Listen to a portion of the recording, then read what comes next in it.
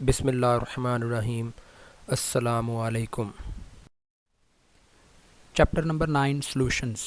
आज उसका next topic देखते हैं कि नेक्स्ट टॉपिक क्या है। हमारा नेक्स्ट टॉपिक है elevation in boiling point and it's measurement. इस टॉपिक में से भी बोर्ड में लॉन्ग क्वेश्चन बनता है। तो इस टॉपिक में हम 3 मेजर पॉइंट्स जो है वो डिस्कस करेंगे। हम पहले एक्सप्लेन करेंगे एलिवेशन इन बॉइलिंग पॉइंट क्या है और ये क्यों होती है। दूसरे नंबर पर हम ये डिस्कस करेंगे कि एलिवेशन इन बॉइलिंग पॉइंट को यूज़ करते हुए किसी भी सल्यूट का जो हमने ऐड किया है उसका मॉलिक्यूलर मास कैसे फाइंड किया जा सकता है।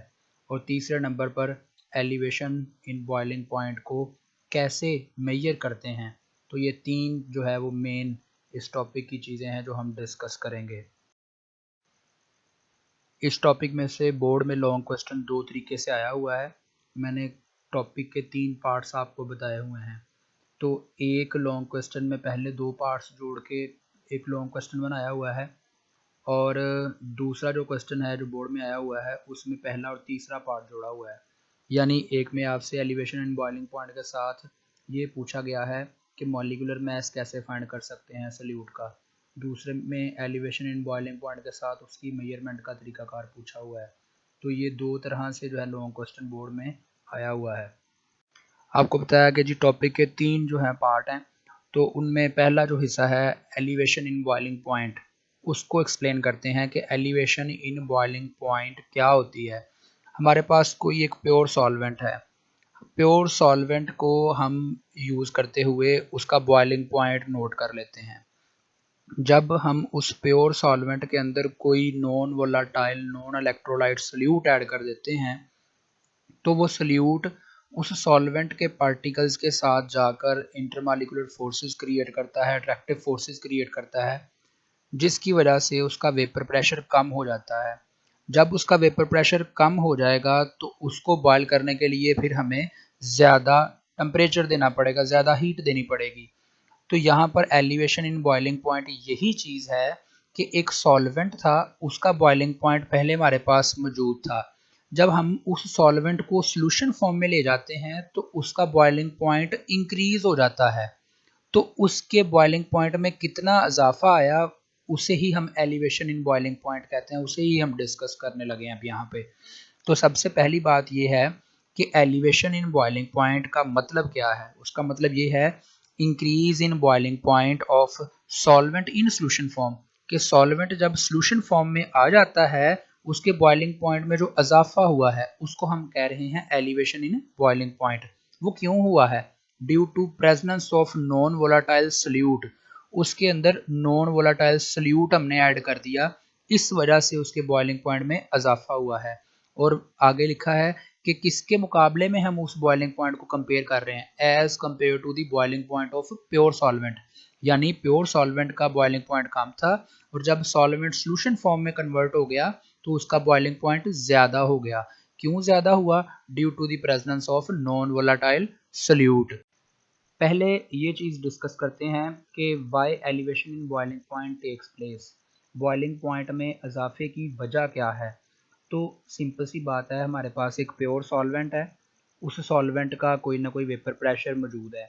जब हम उस सॉल्वेंट को सॉल्यूशन फॉर्म में कन्वर्ट कर लेते हैं उसमें नॉन वोलाटाइल सल्यूट ऐड करके, तो अब वो सल्यूट पार्टिकल्स सॉल्वेंट के साथ इंटरमॉलिक्यूलर फोर्सेस बनाएंगे, जिसकी वजह से सॉल्वेंट का रेट ऑफ एवेपोरेशन कम हो जाएगा। रेट ऑफ एवेपोरेशन कम होगा तो उसका वेपर प्रेशर भी कम हो जाएगा। दूसरी बात यह है कि greater the concentration of solute present, greater will be the lowering of vapour pressure. ये बात हमने पिछले टॉपिक में क्लियर की है कि लोअरिंग ऑफ वेपर प्रेशर जो है वो अमाउंट ऑफ सल्यूट पे डिपेंड करती है। तो जितनी सल्यूट की कंसंट्रेशन ज़्यादा होगी लोअरिंग ऑफ वेपर प्रेशर भी उतना ही ज़्यादा होगा। जितना वेपर प्रेशर में कमी ज़्यादा आएगी उतनी ही आपको हीट, उतना ही टेम्परेचर ज़्यादा देना पड़ेगा उसको बॉयल करने के लिए। तो हम तीसरी बात जो है वो ये बात कह सकते हैं, कंक्लूड कर सकते हैं कि therefore boiling point of solution is increased as compare to the boiling point of pure solvent. कि जब हमारे पास वो प्योर सॉल्वेंट था उस वक्त उसका बॉइलिंग पॉइंट कम था। जब हमने सॉल्वेंट को सॉल्यूशन फॉर्म में कन्वर्ट कर लिया तो उसका बॉइलिंग पॉइंट क्या हो गया, ज़्यादा हो गया। In order to understand the elevation in boiling point, अगर बॉइलिंग पॉइंट को हम अंडरस्टैंड करना चाहते हैं तो उसके लिए हम क्या करेंगे, determine the vapour pressures eight different temperature, कि हमारे पास कोई एक प्योर सॉल्वेंट है, उसका डिफरेंट टेम्परेचर्स पर हम वेपर प्रेशर नोट करते हैं। वेपर प्रेशर नोट करने के बाद हम ग्राफ प्लॉट करते हैं। ग्राफ में हम एक्स एक्सिस पे टेम्परेचर और वाई एक्सिस पे वेपर प्रेशर लेते हैं। तो हम फिर दो ग्राफ प्लॉट करेंगे, एक सॉल्वेंट के लिए और एक सॉल्यूशन के लिए। तो उन दो ग्राफ्स को कंपेयर करके हम elevation in boiling point find कर सकते हैं कि बॉइलिंग पॉइंट में कितना इजाफा हुआ है। तो फिर दूसरा पॉइंट ये है कि two graphs are plotted between temperature on x axis and vapour pressure on y axis. हम जो दो ग्राफ बनाएंगे उन दो ग्राफ में से one is for pure solvent, एक प्योर सॉल्वेंट के लिए होगा, and second is for solution, और दूसरा जो ग्राफ है वो सॉल्यूशन के लिए होगा। When solvent have non volatile solute, कि जब हम सॉल्वेंट जो है उसके अंदर नॉन वोलेटाइल सोल्यूट ऐड करके उसको सॉल्यूशन बना लेंगे तो सेकंड ग्राफ उस सॉल्यूशन को रिप्रेजेंट कर रहा होगा और फर्स्ट ग्राफ जो है वो प्योर सॉल्वेंट को रिप्रेजेंट कर रहा है। तो जब हमने वेपर प्रेशर डिफरेंट टेम्परेचर्स पर नोट कर लिया, किसका, प्योर सॉल्वेंट का, पहले हम प्योर सॉल्वेंट का वेपर प्रेशर नोट करेंगे डिफरेंट टेम्परेचर्स पे। एक्स एक्सिस पे टेम्परेचर है, टेम्परेचर कम है, वेपर प्रेशर भी कम है। जैसे जैसे टेम्परेचर बढ़ाते गए वेपर प्रेशर बढ़ता गया, हमारे पास एक rising curve I. The rising curves show vapour pressure increases with the increase in temperature. ये तो बात आपने पहले भी पढ़ी हुई है पिछले चैप्टर्स में कि जब हम वेपर प्रेशर की बात करते हैं तो वेपर प्रेशर टेम्परेचर पर डिपेंड करता है। जैसे जैसे टेम्परेचर इंक्रीज करेंगे वेपर प्रेशर भी इंक्रीज होता जाएगा। लेकिन जो अहम चीज़ है वो ये है कि the slopes of curves show the increase in vapour pressure is more rapid at high temperature. Slope से मुराद है ढलवान। जितनी स्लोप या जितनी ढलवान, ग्राफ की जो ढलवान है वो ज़्यादा होगी, हम कहते हैं चेंज उतना ही ज़्यादा है। और जितनी ढलवान या स्लोप ग्राफ की कम होती है, हम कहते हैं चेंज उतना ही क्या है, कम है। तो आप देखें जैसे जैसे टेम्परेचर बढ़ता जा रहा है जो ग्राफ की स्लोप है वो भी इंक्रीज होती जा रही है। इसका मतलब ये हुआ कि टेम्परेचर इंक्रीज करने से जो वेपर प्रेशर में चेंज आ रहा है वो पहले की निस्बत ज़्यादा आ रहा है। मिसाल के तौर पर आपने टेम्परेचर इंक्रीज किया 10 से 20 तक, तो टेम्परेचर में चेंज कितना आ रहा है, 10। वेपर प्रेशर में फ़र्ज़ करें चेंज आया 50। जब आप 20 से 30 करेंगे टेम्परेचर को तो आपने टेम्परेचर तो अगेन 10 सेंटीग्रेड ही चेंज किया है, लेकिन जो वेपर प्रेशर में चेंज आएगा वो पहले से थोड़ा ज़्यादा होगा। अगर ये बात क्लियर नहीं हुई तो पीछे जिस चैप्टर में आपने वेपर प्रेशर वाला टॉपिक पढ़ा था वहाँ पर आप ये एक टेबल दिया हुआ है उसे देख सकते हैं। वहाँ पर ये चीज़ मेंशन है कि पहले 10 सेंटीग्रेड आपने टेम्परेचर चेंज किया तो वेपर प्रेशर में कितना चेंज आया, फिर नेक्स्ट आपने 10 चेंज किया वेपर प्रेशर में कितना चेंज आया। तो वहाँ पर आपको ये बात देखने को मिलेगी कि जब आप टेम्परेचर एक जैसा इंक्रीज कर रहे हैं लेकिन वेपर प्रेशर जो है वो पहले से ज़्यादा और ज़्यादा इंक्रीज हो रहा है। तो इसलिए यहाँ पर भी ये बात लिखी है, मेंशन की है कि जो ग्राफ की स्लोप है वो स्लोप ये बात ज़ाहिर कर रही है कि जैसे जैसे आप टेम्परेचर इंक्रीज करते जाएंगे जो वेपर प्रेशर में चेंज आ रहा है वो उतना ही ज़्यादा चेंज आएगा। तो अगर आप गौर करें ग्राफ शुरू पे इतना ज़्यादा ढलवान नहीं, इतनी ज़्यादा स्लोप नहीं रखता। जैसे जैसे आप आगे जाएंगे ग्राफ की स्लोप या ढलवान जो है वो बढ़ती जा रही है। तीसरा पॉइंट ये है कि मटेरियल जो है वो कब बॉयल होता है। कोई भी मटेरियल आपके पास मौजूद हो वो उस वक्त बॉयल होता है जब उसका वेपर प्रेशर एक्सटर्नल प्रेशर के बराबर हो जाता है। वाई एक्सिस पे हमारे पास प्रेशर है तो वाई एक्सिस पे हम नीचे से प्रेशर को अगर देखें ये 0 है, ऊपर जाते जाएंगे ऐसा ऐसा प्रेशर बढ़ता जाएगा। और वाई एक्सिस पे ऊपर जाकर एक डॉटेड लाइन आपको नज़र आ रही है लगाई हुई। ये जो जहाँ पर डॉटेड लाइन लगी हुई है ना, ये वो जगह है जब वेपर प्रेशर जो है एक्सटर्नल प्रेशर के इक्वल हो जाता है।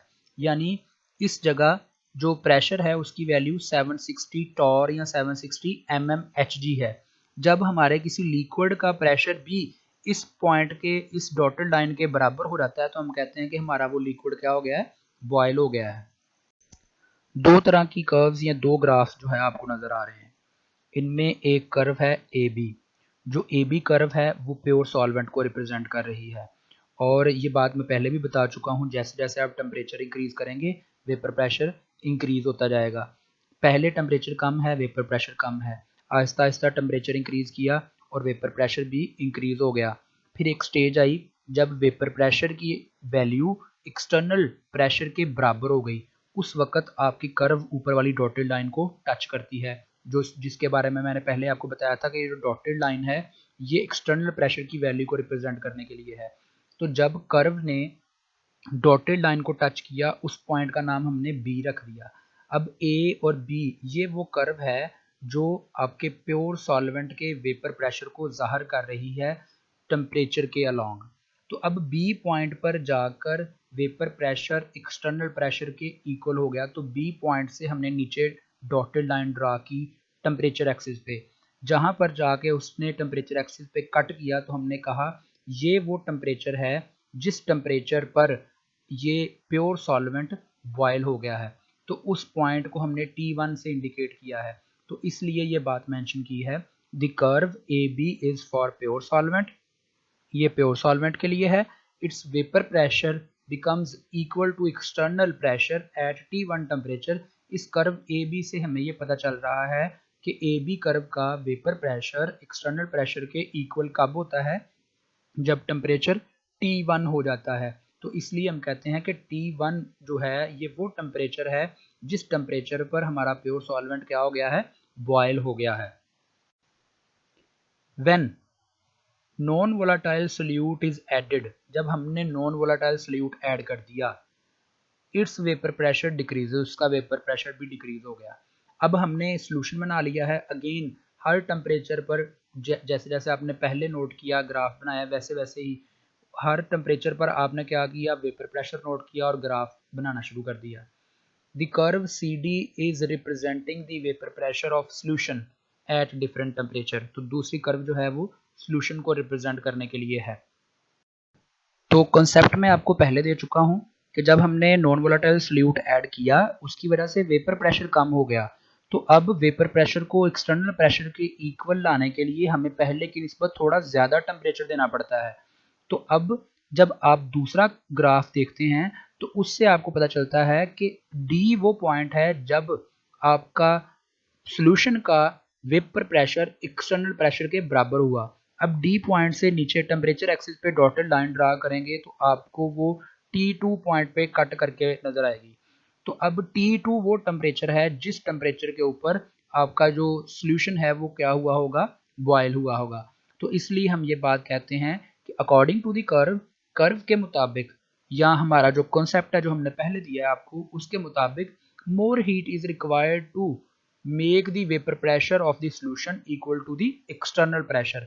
तो हमने ये बात कही सोल्यूट ऐड करने की वजह से वेपर प्रेशर क्या हो गया है, कम हो गया है। तो अब हमें वेपर प्रेशर को ज्यादा बढ़ाना है। इसका मतलब ये हुआ कि हमें उसको और ज्यादा टेम्परेचर देना है पहले की निस्बत। तो फिर दूसरी बात हमने ये बता दी कि इट्स वेपर प्रेशर यानी सॉल्यूशन का वेपर प्रेशर जो है जब एक्सटर्नल प्रेशर के इक्वल होता है तो उस वक्त टेम्परेचर क्या था, T2 टेम्परेचर था। तो हम ये बात बोलते हैं it's vapour pressure becomes equal to the external pressure at T2 temperature. तो सॉल्यूशन की बात हो रही है कि सॉल्यूशन का जो वेपर प्रेशर है एक्सटर्नल प्रेशर के इक्वल हो जाता है, कब, जब T2 टेम्परेचर होता है। Hence T2 is the boiling point of the solvent in solution form, कि जब सॉल्वेंट का आप सॉल्यूशन बना चुके होते हैं तो उस वक्त जो है वो T2 टेम्परेचर पर क्या होता है, बॉयल होता है। तो एक्स एक्सिस से आप दोनों टेम्परेचर्स के दरमियान जो डिफरेंस है वो नोट कर लें और वो जो टेम्परेचर के दरमियान डिफरेंस है वही आपका एलिवेशन इन बॉइलिंग पॉइंट है। The difference between these two temperatures is known as the elevation in boiling point and denoted by delta TB. Higher the amount of solute present, greater the lowering in vapor pressure। यानी solute जितना ज्यादा होगा lowering in vapor pressure भी उतनी ही ज्यादा होगी। जब vapor pressure में कमी ज्यादा आई इसका मतलब ये हुआ कि बॉइलिंग पॉइंट में उतना ही क्या होगा, इजाफा होगा, आपको उतना ही ज़्यादा टेम्परेचर देना पड़ेगा। तो हम ये बात कह सकते हैं कि जितनी सल्यूट की अमाउंट ज़्यादा होगी उतनी वेपर प्रेशर में कमी ज़्यादा होगी, यानी लोअरिंग इन वेपर प्रेशर ज़्यादा होगा, और उतना ही बॉइलिंग पॉइंट क्या होता जाएगा, ज़्यादा होता जाएगा। अब इस टॉपिक के दूसरे पॉइंट की तरफ चलते हैं, जिसमें हम क्या करेंगे, how will you determine molecular mass of the solute bye it, यानी एलिवेशन इन बॉइलिंग पॉइंट को इस्तेमाल करते हुए हमने molecular mass of solute find करना है। तो हमने ये बात कही है कि amount of solute is directly related with lowering in vapour pressure and elevation in boiling point, कि जो अमाउंट ऑफ सॉल्यूट है उसका लोअरिंग इन वेपर प्रेशर के साथ और एलिवेशन इन बॉइलिंग पॉइंट के साथ डायरेक्ट रिलेशन है, जो मैंने अभी आपको बताया कि जितनी सॉल्यूट की अमाउंट ज़्यादा उतनी ही लोअरिंग इन वेपर प्रेशर ज़्यादा, उतना ही बॉइलिंग पॉइंट में एलिवेशन ज़्यादा, उतना ही बॉइलिंग पॉइंट में चेंज ज़्यादा होगा। तो दूसरा पॉइंट ये है, so the elevation in boiling point is directly proportional to molality. Elevation in boiling point molality के डायरेक्टली प्रोपोर्शनल है। अब ये मोलैलिटी के डायरेक्टली प्रोपोर्शनल क्यों है, क्या वजह है, वो भी आपको बता देता हूँ। मोलैलिटी को यूज़ करने की वजह ये है कि हमने ये बात बताई कि elevation in boiling point amount of solute के साथ या कंसंट्रेशन ऑफ सॉल्यूट के साथ रिलेट करता है। अगर कंसंट्रेशन ऑफ सॉल्यूट हमने बतानी हो तो उसका कोई ना कोई यूनिट तो हमें लेना पड़ेगा। अब कंसंट्रेशन के यूनिट्स आप स्टार्ट पे पढ़ चुके हैं, वहां पर आपको ये बात बताई थी कि मोलैलिटी टेम्परेचर पे डिपेंड करती है, जबकि मोलैलिटी टेम्परेचर पे डिपेंड नहीं करती। अगर हम मोलैलिटी यूज कर लेंगे तो एक टेम्परेचर के ऊपर मोलैलिटी की वैल्यू आएगी कोई और दूसरे टेम्परेचर पर मोलैलिटी की वैल्यू आएगी कोई और। तो अब दोनों वैल्यूज हमारे लिए डिफरेंट हो जाएंगी, तो हम कैसे उसे जस्टिफाई कर सकेंगे, जबकि मोलैलिटी जो होती है वो टेम्परेचर चेंज होने से चेंज नहीं होती। इसलिए हम यहाँ पर मोलैलिटी को यूज करेंगे। तो हमने मेंशन कर दिया delta T B is directly proportional to small M, यानी मोलैलिटी। प्रोपोर्शनैलिटी को इक्वालिटी में चेंज किया, एक कांस्टेंट लगाया के बी और उसके साथ स्मॉल एम मेंशन कर दिया। Here Kb is the molal boiling point constant और अबिलियोस्कोपिक कांस्टेंट, ये दोनों Kb के नाम हैं कि Kb क्या है, मोलल बॉइलिंग पॉइंट कांस्टेंट है, या इसको अबिलियोस्कोपिक कांस्टेंट भी बोलते हैं। ये जो इक्वेशन हमने लिखी थी, इस इक्वेशन को यूज करते हुए हम Kb अगर फाइंड करना चाहें या Kb को डिफाइन करना चाहें कि Kb क्या चीज़ है, तो वो भी कर सकते हैं। Kb is equal to delta T over M आ जाएगा आपके पास। तो हम ये बात कह सकते हैं कि जो अबिलियोस्कोपिक कांस्टेंट है वो एक रेशो है, किस किस चीज की रेशो है, डेल्टा टीबी का मतलब है एलिवेशन एंड बॉइलिंग पॉइंट, उसकी रेशो है किसके साथ, मोलैलिटी के साथ। तो बेसिकली जो Kb होता है, ये एमसीक्यूज में भी आपसे पूछा जाता है कि Kb जो है वो किस किस की रेशो है। तो Kb डेल्टा टीबी और m की रेशो है। डेल्टा टीबी का मतलब है elevation in boiling point to the molality of solution. Elevation in boiling point को जब मोलैलिटी ऑफ सॉल्यूशन से डिवाइड कर देंगे तो आपके पास Kb बन जाएगा। Kb क्या चीज है, अबिलियोस्कोपिक कांस्टेंट है। अब delta TB is equal to Kb into M, Kb multiply by m। इस इक्वेशन को अगर हम इस्तेमाल करें, this equation can be used to find the molality, हम मोलैलिटी को फाइंड कर सकते हैं इस इक्वेशन के जरिए by measuring the elevation in boiling point. यानी अगर हम किसी ऐसे मेथड को इस्तेमाल करें जिससे हमें elevation in boiling point measure हो जाए, कोई ऐसा ऑपरेटर्स बनाएं जिससे हम डेल्टा टी बी फाइंड कर लें, के बी तो कांस्टेंट है, तो किसी भी सॉल्यूशन की मोलैलिटी हम फिर क्या कर सकते हैं, निकाल सकते हैं। क्योंकि ये एक रिलेशन है, एक इक्वेशन है, इससे हमें पता चल रहा है कि delta T B is equal to K B into M, यानी मोलैलिटी। के बी कॉन्स्टेंट है, अगर डेल्टा टी बी किसी तरीके से आप निकाल लें तो एम निकल आएगा। अब अगर मोलैलिटी को देखा जाए, molality is equal to mass of solute over molar mass into mass of solvent in KG होता है। हमने फिर क्या किया, उसके नंबर्स के साथ इंडिकेट किया, जैसे मैंने पिछले वाले टॉपिक में भी आपको बताया था कि जो मास ऑफ सॉल्यूट होता है उसको हम W2 से रिप्रेजेंट कर रहे हैं। तो मोलर मास ऑफ सॉल्यूट को हम रिप्रेजेंट करेंगे कैपिटल M2 के साथ, क्योंकि मोलर मास को कैपिटल M से रिप्रेजेंट करते हैं, और मास ऑफ सॉल्वेंट को हम W1 से रिप्रेजेंट कर रहे हैं। ब्रैकेट में मेंशन कर दिया, ये केजी में होना चाहिए। अब नेक्स्ट स्टेप में, तीसरे स्टेप में सेम वही चीज़ लिखी है, ऊपर है W2, नीचे है M2 और मल्टीप्लाई बाय W1 ओवर 1000। जो यहाँ सेकंड इक्वेशन में W1 के साथ kg लिखा हुआ था, अब यहाँ पर थर्ड इक्वेशन में kg नहीं लिखा, अब हमने इस kg को ग्राम में कन्वर्ट कर दिया है। kg को ग्राम में कन्वर्ट करने के लिए 1000 से डिवाइड करते हैं, तो इसलिए हमने मेंशन कर दिया W1 ओवर 1000। अब आपका जो ये वाला वेट है ये भी ग्राम में कन्वर्ट हो चुका है, और जो बटे के नीचे बटा होता है वो ऊपर जाके मल्टीप्लाई हो जाता है। तो यहाँ पर 1000 into W2 over M2 into W1, तो चौथी इक्वेशन आपके पास मोलैलिटी की ये आ जाएगी, molality is equal to 1000 into W2 over M2 into W1। तो ये आपके पास मोलैलिटी की एक इक्वेशन आ गई।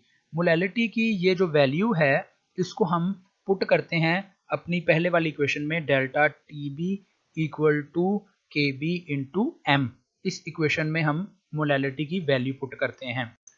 मोलैलिटी की वैल्यू भी आपको बता दी है, और हमने आपको बता दिया ये बात कि हमने इसे पुट कहाँ पे करना है। तो हमने इसे पुट करना है जी delta TB is equal to KB into M। M जो है ये मोलैलिटी है, तो इस मोलैलिटी की जगह पर हमने जो ऊपर वैल्यू निकाली है वो इसमें पुट करनी है। तो तीसरी लाइन में हमने उसे क्या किया है, पुट कर दिया है। हम उसे लिख रहे हैं कि delta TB is equal to KB, उसके आगे M था, M की जगह पे हमने वो वाली वैल्यू मेंशन कर दी जो ऊपर दी हुई है। फिर चौथी लाइन में हम इसे क्रॉस एक्सचेंज करते हैं। क्यों? क्योंकि हमारे सवाल में क्या था, जरा ये गौर करें। सवाल में था मॉलिक्यूलर मास फाइंड करना है, तो मॉलिक्यूलर मास तो M2 है। मॉलिक्यूलर मास को हम जो है वो यहाँ से नीचे से राइट साइड से लेफ्ट साइड पे मल्टीप्लाई करेंगे तो ये ऊपर चला जाएगा, M2 आ जाएगा।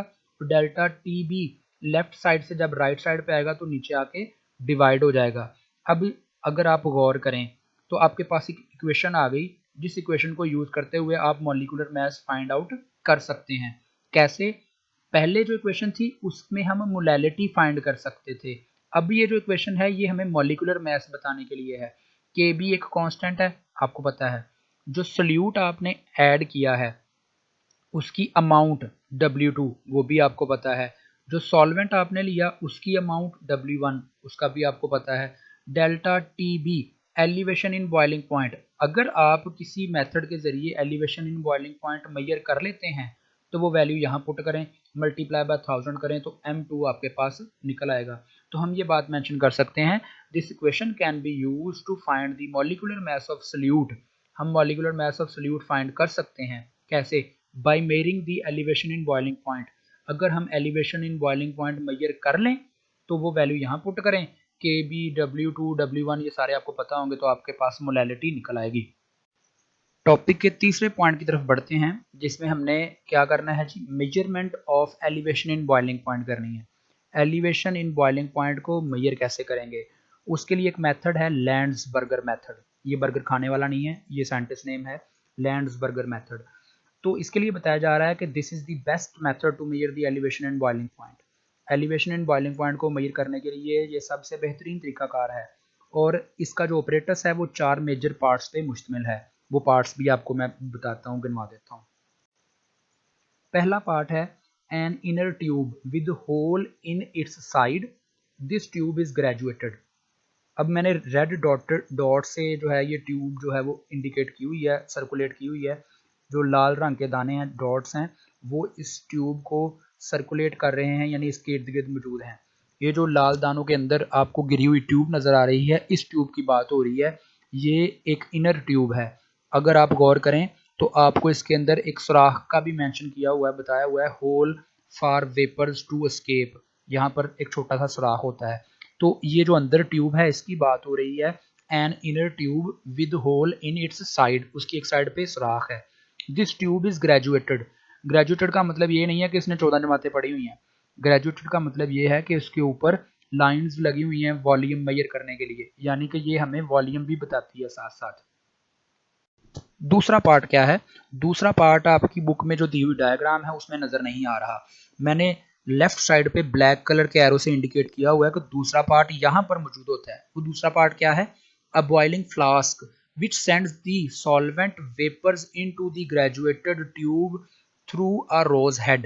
यानी ये जो पाइप सा आपको नजर आ रहा है लेफ्ट साइड पे, जिसके ऊपर मेंशन किया हुआ है सॉल्वेंट वेपर्स, वहां से इसके साथ एक फ्लास्क जोड़ी जाती है। उस फ्लास्क में से हम सॉल्वेंट को गर्म करके उसके वेपर बनाकर इस पाइप के जरिए अंदर सेंड करते हैं, और पाइप के आगे जाकर इनर ट्यूब के अंदर एक गोल सा दाना सा आपको नजर आ रहा है, उसको मेंशन किया हुआ है रोज हेड के नाम से।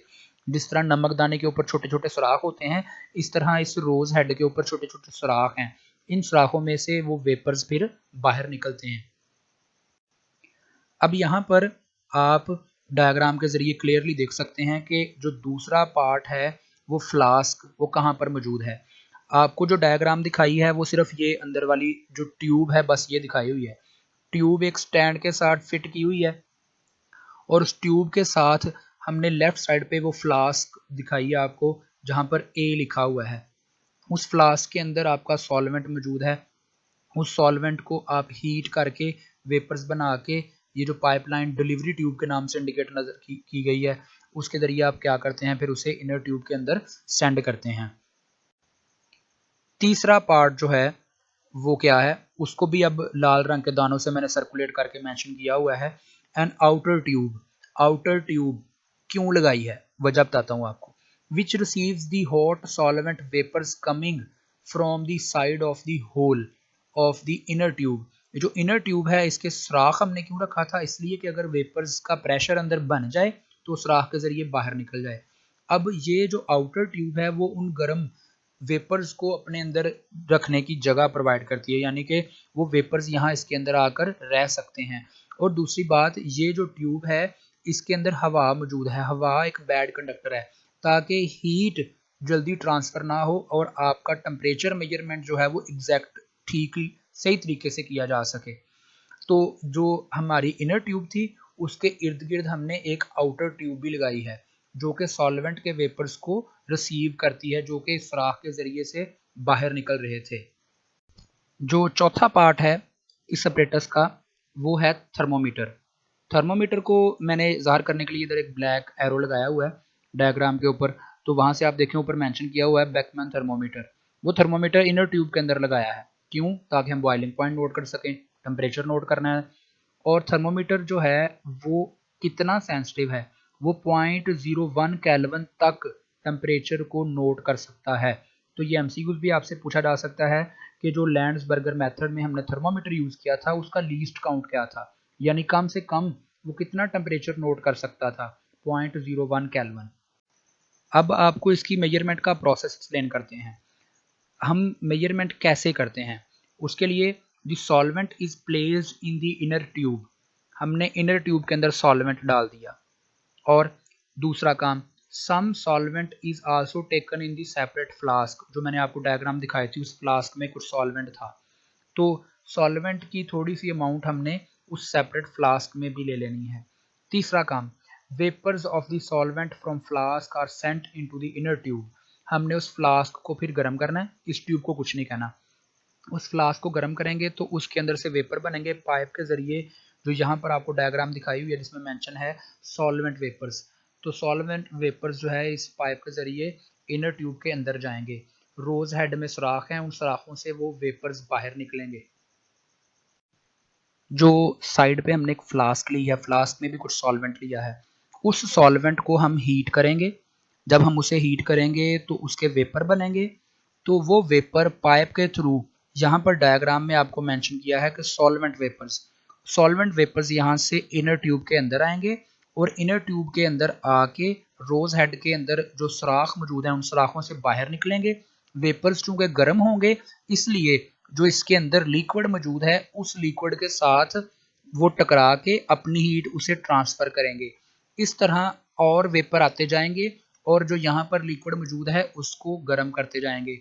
आहिस्ता आहिस्ता जो इसके अंदर मौजूद सॉल्वेंट है, लिक्विड है, उसका वेपर प्रेशर इतना बढ़ जाता है या उसका टेम्परेचर इतना बढ़ जाता है कि वो बॉयल हो जाता है। तो हम ये बात कहते हैं कि हमने साइड वाली जो फ्लास्क है उस फ्लास्क को गर्म किया, गर्म करके उसके वेपर्स को हमने सेंड किया। कहाँ पर सेंड किया, इनर ट्यूब के अंदर। और इनर ट्यूब के अंदर वो वेपर्स जाकर प्योर सॉल्वेंट को जो इसके अंदर मौजूद था उसको क्या करते हैं, बॉयल कर देते हैं। तो उन्होंने इसको बॉयल क्यों किया, बॉयल किया due to latent heat of condensation. अब इसका क्या मतलब है? इसका ये मतलब है कि जो आपने वेपर सेंड किए थे, वेपर तो गर्म थे और यहाँ पर जो प्योर सॉल्वेंट था वो क्या था? ठंडा था। अब जब वेपर्स गर्म आकर ठंडे सॉल्वेंट के साथ टकराएंगे तो सॉल्वेंट जो है वो वेपर्स को ठंडा करेगा, उसको कंडेंस कर लेगा, उसको भी लिक्विड फॉर्म में ले आएगा। लेकिन जो वेपर्स आए थे उनका टेम्परेचर तो ज़्यादा था, उन्होंने अपना कोई ना कोई टेम्परेचर इस सॉल्वेंट को दे दिया। ऐसे ही नेक्स्ट वेपर आएगा तो नेक्स्ट वेपर भी आके कंडेंस हो जाएगा, लेकिन अपनी कोई ना कोई हीट इस सॉल्वेंट को दे देगा। आहिस्ता आहिस्ता सॉल्वेंट की हीट, सॉल्वेंट की एनर्जी, सॉल्वेंट का टेम्परेचर बढ़ना शुरू हो जाता है। तो हम कह रहे हैं कि हमने सॉल्वेंट को सॉल्वेंट के जरिए ही बॉयल करवा दिया। एक सॉल्वेंट इनर ट्यूब में लिया हुआ था और उसी सॉल्वेंट की थोड़ी अमाउंट हमने फ्लास्क में ली हुई थी, तो उस फ्लास्क में से हमने सॉल्वेंट को अंदर सेंड करके उसके वेपर्स को कंडेंस करवाया। तो जब हमने उसे कंडेंस करवाया तो कंडेंस होते हुए अपनी हीट वेपर्स ने ट्रांसफर की है। तो इसलिए हम कहते हैं कि वेपर्स ने लेटेंट हीट ऑफ कंडेंसेशन से जो अंदर प्योर सॉल्वेंट है उसको बॉयल करवा दिया। वेपर्स ने अपनी हीट ट्रांसफर की और खुद कंडेंस हो गए। तो अपनी हीट ट्रांसफर करते करते उन्होंने जो इसके अंदर मौजूद सॉल्वेंट था उसको क्या कर दिया? बॉयल करवा दिया। This temperature is noted as the boiling point of the pure solvent. फिर बेकमैन थर्मामीटर जो हम यूज कर रहे हैं, हम देखते हैं कि जब इसके अंदर लिक्विड बॉयल हो गया तो हम टेम्परेचर नोट कर लेते हैं कि किस टेम्परेचर पर ये लिक्विड या ये जो प्योर सॉल्वेंट है वो बॉयल हुआ है। फिर हम क्या करते हैं, जो प्योर सॉल्वेंट की सप्लाई है उसको कट ऑफ कर देते हैं टेम्परेरीली, थोड़ी देर के लिए। जब हम प्योर सॉल्वेंट जो हम फ्लास्क के जरिए हीट करके वेपर्स बना के अंदर ऐड कर देते थे उसे रोक दिया थोड़ी देर के लिए। फिर हमने एक गोली ली सोल्यूट की, यानी सोल्यूट की अमाउंट ली और उसका वेट हमें पता था, and weighted pellet of the solute is dropped into the inner tube. Inner tube के अंदर हमने सोल्यूट की अमाउंट ऐड की और उस सोल्यूट की अमाउंट का हमें पता है, सोल्यूट की अमाउंट जो हमने उसमें ऐड की उसका हमें पता है, वो हमने इनर ट्यूब के अंदर ऐड कर दी। अब इनर ट्यूब के अंदर प्योर सॉल्वेंट नहीं रहा, अब इनर ट्यूब के अंदर सॉल्यूशन बन चुका है। फिर again the hot vapours of solvent from the flask are again sent to the inner tube till the solution boils. हमने फिर क्या किया, जो साइड पे फ्लास्क लगाई थी वहां से वेपर्स बनाकर टेम्परेचर देखे, वेपर्स को इनर ट्यूब के अंदर सेंड किया।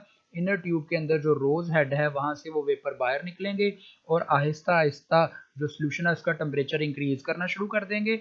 और सोल्यूशन का जब टेम्परेचर इंक्रीज होता जाएगा तो आहिस्ता आहिस्ता सोल्यूशन फिर क्या हो जाएगा? बॉयल हो जाएगा। तो जब सोल्यूशन बॉयल होगा, this temperature is noted as the boiling point of the solution. उस टेम्परेचर को हम सोल्यूशन के बॉइलिंग पॉइंट के नाम से नोट कर लेंगे। The supply of the solvent vapours is cut off. जो सॉल्वेंट वेपर की सप्लाई है उसको अगेन हम कट ऑफ कर देंगे, बंद कर देंगे उसे। फिर उसके बाद क्या हो, तो सप्लाई कट ऑफ करने के बाद हम थर्मोमीटर को और रोज हेड को अंदर से निकाल देते हैं और total volume of the solution को मेजर करते हैं, नोट करते हैं। कहाँ से नोट करेंगे? इनर ट्यूब ग्रेजुएटेड है, उसके ऊपर निशान लगे हुए हैं, उसके ऊपर वैल्यू लिखी हुई है कि यहाँ तक कितना कितना वॉल्यूम है, तो हमें पता चल जाएगा जो इसके अंदर सॉल्यूशन है उसका कितना वॉल्यूम है। तो जब हम थर्मोमीटर को रोज हेड को निकाल देंगे तो हमारे पास उसके अंदर सिर्फ सॉल्यूशन होगा और उसका वॉल्यूम हम नोट कर लेंगे। तो जो टेम्परेचर हमने नोट किया, पहले टेम्परेचर प्योर सॉल्वेंट का, बाद में टेम्परेचर सॉल्यूशन का, तो जो डिफरेंस है, difference in two boiling points give the value of delta TB. उसने हमें डेल्टा टीबी की वैल्यू दी, उसको हम इस्तेमाल करेंगे to find the molecular mass of the solute. ये वो इक्वेशन है जिसको इस्तेमाल करते हुए हम molecular mass of solute find कर सकते हैं। अब अगर गौर की जाए, डेल्टा टीबी एक्सपेरिमेंट के जरिए आपने फाइंड कर लिया, के बी एक कांस्टेंट है, W2 का मतलब है मास ऑफ सोल्यूट, W1 का मतलब है मास ऑफ सॉल्वेंट। तो सॉल्यूशन का आपने टोटल वॉल्यूम नोट कर लिया, सॉल्यूशन के अंदर सोल्यूट है, सोल्यूट का मास आपको पता है। तो जब सोल्यूट का मास आपको पता है और वहां से आप कैलकुलेशन करते हुए सॉल्वेंट का मास भी निकाल सकते हैं, यानी W1 भी निकल आएगा। W1 भी निकल आएगा, W2 आपने खुद ऐड किया, KB कांस्टेंट है, डेल्टा TB आपने मेजर कर लिया, मल्टीप्लाई बाय 1000 करें तो M2 आ जाएगा। तो हम इस इक्वेशन को इस्तेमाल करेंगे और इसको इस्तेमाल करते हुए हम molecular mass of solute find कर सकते हैं, लेकिन जब हमने डेल्टा TB मेजर किया हो तब। तो ये पूरे का पूरा प्रोसेस दोबारा जो है वो एक बार लिखा है, और अगर आप यहाँ से नोट करना चाहें तो भी कर सकते हैं। टॉपिक हमारा कंप्लीट हो चुका है जी। इस टॉपिक के मैंने 3 पार्ट्स बना के इसे एक्सप्लेन किया, और फिर आपको ये बात बताई कि इस टॉपिक में से जो 3 पार्ट्स बनाए हैं, कोई से 2 पार्ट्स को मिलाकर एक लॉन्ग क्वेश्चन बनाया जा सकता है। तो अगर गौर की जाए तो इस तरह हमने 2-3 लॉन्ग क्वेश्चन जो है वो क्लियर किए हैं। जो पेपर में मेजर 2 लॉन्ग क्वेश्चन आए हुए हैं वो मैंने स्टार्ट पे आपको मेंशन कर दिए हुए हैं। तो आज के इस टॉपिक में हमने एलिवेशन इन बॉइलिंग पॉइंट और उसको यूज करते हुए हम कैसे मॉलिक्यूलर मास फाइंड कर सकते हैं सोल्यूट का, और एलिवेशन इन बॉइलिंग पॉइंट को मेजर कैसे करते हैं, ये 3 चीजें जो है वो क्लियर की हैं। तो पेपर में जो लॉन्ग क्वेश्चन आपको आएगा, तो जो जो 2 पार्ट्स पूछे होंगे उसके मुताबिक आपने यहाँ से आंसर जो है पिक करके वहां पे मेंशन कर देना है। तो मैंने टॉपिक के अंदर 3 पॉइंट्स बनाए ही इसी वजह से हैं, ताकि आपको क्लियर हो जाए पहला एक पॉइंट कहाँ तक है, दूसरा पॉइंट कहाँ तक है और तीसरा पॉइंट कहाँ तक है। जो आपसे पूछा जाए वही आपने यहाँ से उठाकर वहाँ लिख देना है। तो टॉपिक जो है वो कंप्लीट हो चुका है। किसी का कोई क्वेश्चन हो तो वो लाजमी पूछ ले, और कोई और प्रॉब्लम हो तो भी वो डिस्कस कर सकता है, कोई प्रॉब्लम नहीं है। तो जज़ाकल्लाह, thank you very much. As usual topic ख़त्म होने के बाद कोई क्वेश्चन, तो अब आपको एक क्वेश्चन यहाँ पे मेंशन कर दिया है मैंने, और इस क्वेश्चन का आंसर नेक्स्ट टॉपिक के एंड पे आपको मिलेगा। तब तक आप सोचें, अगर ना मिला तो फिर मैं बताऊँगा। तो याद रखिएगा कि मैं केमिस्ट्री का टीचर हूँ और केमिस्ट्री के रिलेटेड ही आंसर देना है मैंने। तो आप लोग भी सोच लीजिएगा, क्वेश्चन आपके सामने है और आंसर इसका नेक्स्ट टॉपिक के एंड पे मिलेगा। जज़ाकल्लाह, थैंक यू वेरी मच, अल्लाह हाफिज़।